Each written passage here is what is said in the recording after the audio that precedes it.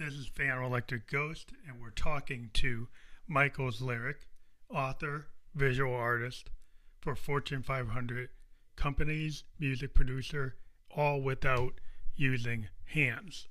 Now go to www.michaelslyric.com. Some music is produced hands-free, only by using voice from start to finish, including mixing and mastering on some instrumental tracks. Michael's Lyric music is available on all major streaming platforms: Spotify, Pandora Radio, Apple Music, YouTube, and more. This is a non-traditional interview. We sent the questions ahead of time to Michael. He sent us back a WAV file, and that WAV file is then spliced with the audio file, WAV file that we're asking the questions with. And then it's all combined, and we create this podcast, which gives Michael this opportunity to be on our show in a non-traditional way. Now, the first question we're going to ask is, what motivates you? Hello, dear listener. It is my honor to have your attention. A huge appreciation to our host, Phantom Electric Ghost. Thank you for having me. So to start, what motivates me? It is a combination of desires. Ever since I can remember myself, I wanted to participate, to contribute, to assist. Growing up with cerebral palsy, it was not always clear how to do that. And that in itself motivates me too. The challenge. There is another thing that motivates. One day, people might discover everything that I have created. Of course, my main desire is to be as good of a person as I can be. Why do you do what you do? Whether it is music, artwork, poetry, or anything else, I love what I do. That is why I do it, simple as that. I think that it is a universal creative spirit that is in all of us. We live to create, but not only create, also to share our creations. I believe that everyone has a fate and a destiny. Our fate is to support the very system that is giving us life. I have always tried to do exactly that, to the best of my ability. I do what I do because I want to share and give as much as possible. What are the key lessons that your audience should take away from your work? Key lessons. Well, I feel that I am not a teacher, a preacher, a spiritual guru, or anything of that sort. So, I am not sure if the audience will find any lessons in my work. Michael's Lyric book series, music, artwork is guaranteed to provide quite the experience. What the audience will take away from that experience is entirely up to the audience. I provide the information, maybe some knowledge. It is up to you to decide what to do with it. If anyone shall find any wisdom in anything I create, think of it as a message from the universal mind.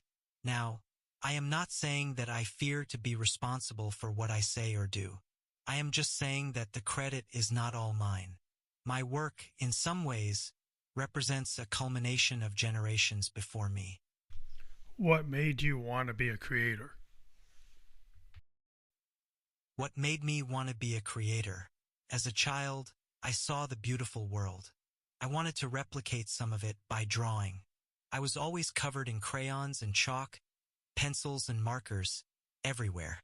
Again, I am not able to use my hands with accuracy. So as you can imagine, I did use my mouth to grab whatever drawing utensil that I needed. I would listen to music records from the time when they were not made from vinyl. I listened to cassette tapes, radio. I wanted to be just like those artists.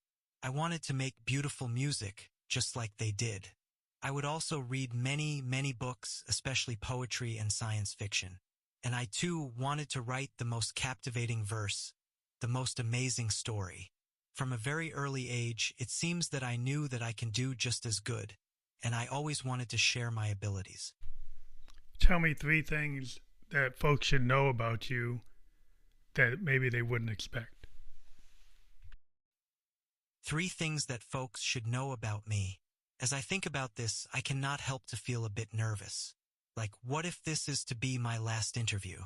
This is getting exciting and a little scary. But hey, this is a show. Let's make it interesting. We do not want our listeners to be falling asleep. So, let's go. So, first thing, I am not an atheist. I am aware of the universal mind and how it governs the universe. Let's leave it at that. It is a long story. Thing number 2 that is interesting to know about me. My work is endorsed, sold, and licensed by the world's biggest names. I do very well, most would say, especially being a quadriplegic. Well, I live in affordable income housing and receive food stamps. Do not try to adjust your streaming platforms. You heard it right, affordable income housing and food stamps. Another very long story. And finally, third thing that is curious about me.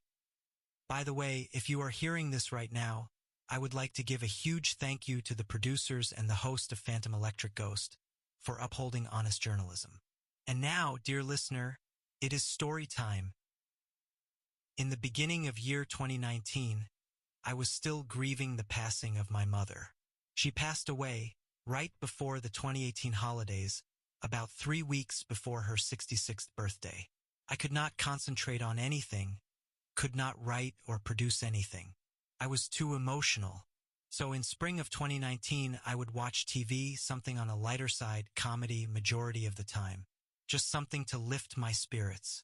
One of my favorite comedy shows to watch is Curb Your Enthusiasm with Larry David. Love that show. Been watching it since 2007. At that time, the season of Curb Your Enthusiasm was featuring appearances by Lin-Manuel Miranda. At the same time, I saw the animated movie Moana. I realized that Lin-Manuel Miranda wrote songs for it. I was impressed. So I thought we both kind of do similar things. He sounds like a nice guy. Crazy idea, but it would be cool to reach out and introduce myself, I thought. And so, I went on the internet and found his website. I mean, it took less than a minute. On Lin-Manuel Miranda's website, I clicked on the contact email address. I remember the email address had word philanthropy in it. In the email, I introduced myself and asked if it was okay for me to share the latest book of my series, and if yes, to what address should I send. Now, I never expected a reply. Seriously, why would someone like that bother with me? That is why 3 days later, I was completely blown away to see a reply from Lin-Manuel Miranda's website. I was so excited, needless to say. The email said that this was Lin-Manuel Miranda's assistant, and she gave me the address. Before I continue, I would like to mention a curious little event that happened few months prior to this. As a gift, my brother gave me a pen in a case. I was a little confused about his gift. Nice pen, but what am I to do with it? I cannot hand write. I don't know, he said, you might need it. So I remembered about the pen and I asked my caregiver, who is now my wife, to take 2 copies of my book and to sign them on my behalf. 1 copy to Lin-Manuel Miranda and 1 copy to his assistant. The copy to Lin-Manuel Miranda was signed with a special message from me.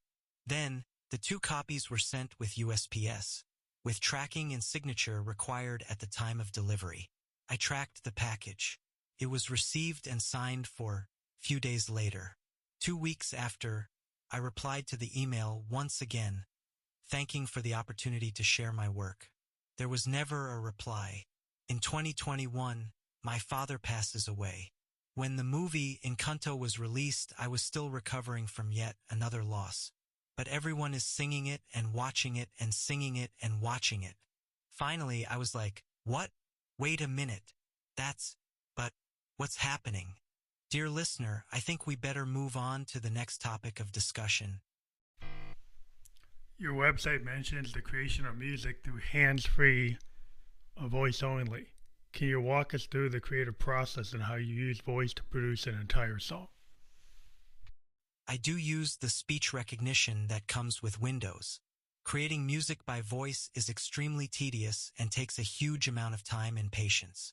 Every click, every drag, every little adjustment with a mouse or a keyboard takes multiple voice commands. There are 2 methods by which I create music hands-free. I get WAV or MIDI samples from sample libraries. Then, I mix and master using a digital audio workstation.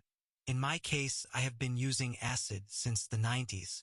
Second method is that I come up with a chord progression. I give it to AI. It generates many versions of crap. Through pain and torture, I listen to version after version after version until I hear something that sounds workable. Then I go in and edit notes manually. After that, again, I use Acid to mix and master. One of the examples is Ghosts of Gorky Park, Crying Piano. And my dear listener, you can find it on any streaming platform. This accessibility is very significant. Every time you listen to Michael's lyric, 100% of my streaming royalties goes directly to Slice Out Hunger, a New York-based nonprofit that fights food insecurities across the United States. Michael's lyric, the book series inspires your music. Can you elaborate on the character dwelling between the walls and how their story translates into music? Michael's lyric, the book series, is largely based on the events in my life. It attempts to connect with some of the most prominent questions of the humankind since the beginning. The book series starts with a wedding day. This awakens questions of companionship, relationship, love. In later chapters, the series has a recurring character. The character dwells between walls and makes predictions that nobody likes. More questions. Who am I? How do I be myself and still contribute to my community? These and many, many other questions are raised in the book, themes that are relatable to all people from all kinds of backgrounds. At least it is my sincerest goal and hope. About recognition and impact, the BBC and Jim Caruso's Cast Party have recognized your work. What does it mean to receive such recognition, especially considering the unique nature of your music? Yes, Michael's lyric music and artwork has received the attention from some of the biggest names on this planet. BBC, Warner Media, Google, just to name a few. This definitely inspires me to keep going. This lets me know that people care. By doing this, I let everyone know that there is still love and care in the world, and that you too should keep going.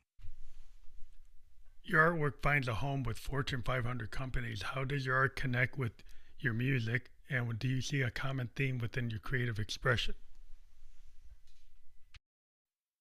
Anything Michael's lyric has a common characteristic. It will take you on a journey. It will make you think. It will make you feel. Michael's lyric will not let you be stagnant. About charity and process, 100% of your proceeds go to charity. What motivates you to be so philanthropic with your work? Yes, as I mentioned, I love to share and give. My ego would like to leave it at that. However, that is not the only reason I give everything away.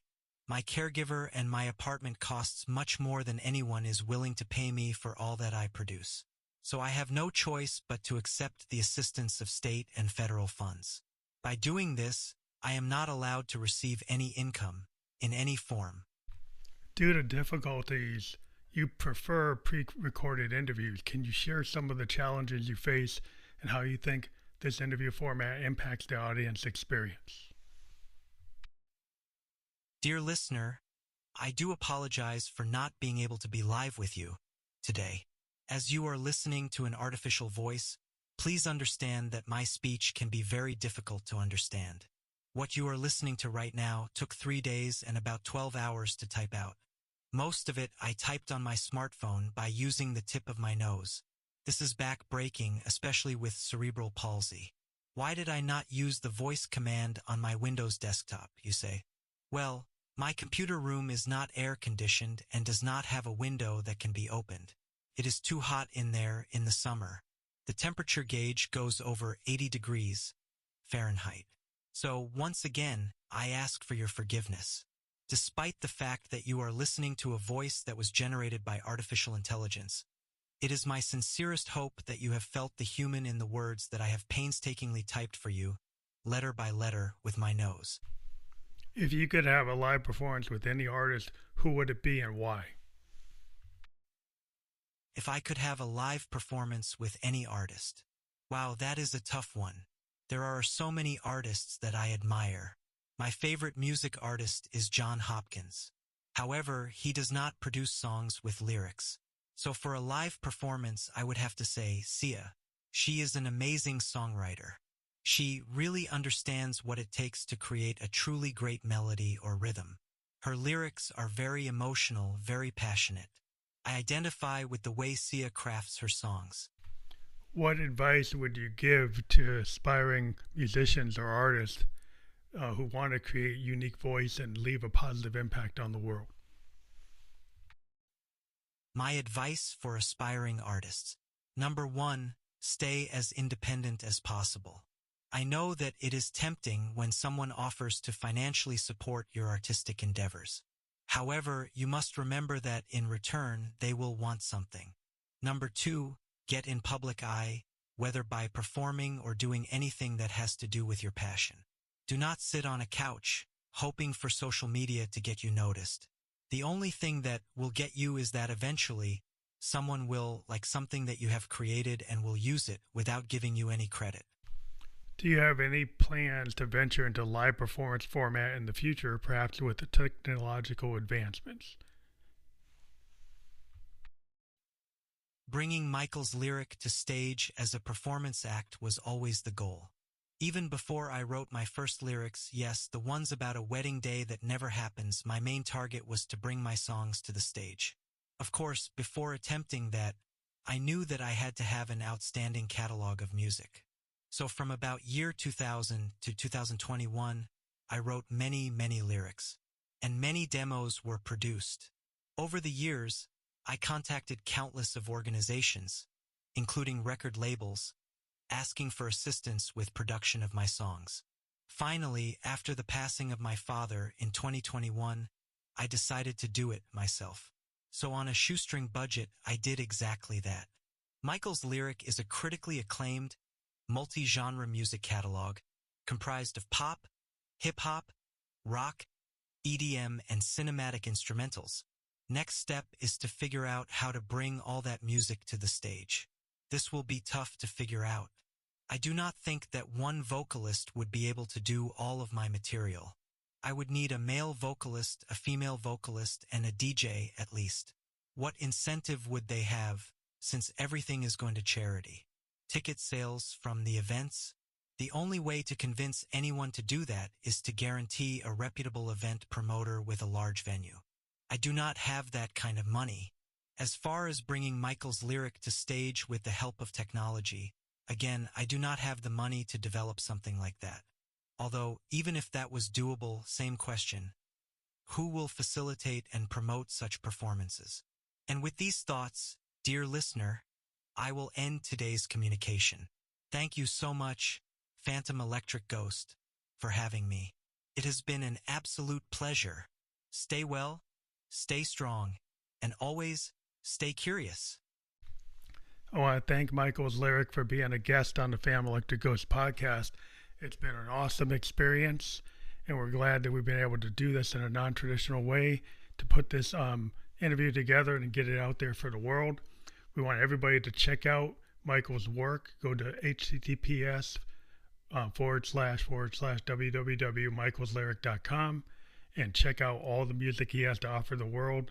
We appreciate that you've been listening to the podcast today, and this will be on all platforms where you can listen to or watch a podcast. It'll be like a lyric type video on YouTube and Facebook, and we appreciate all of our fans and do encourage you to click on the hyperlink to www.michaelslyric.com. I want to thank Michael for being a guest on the Phantom Electric Ghost podcast, and as always, everybody be safe out there, and thank you for listening.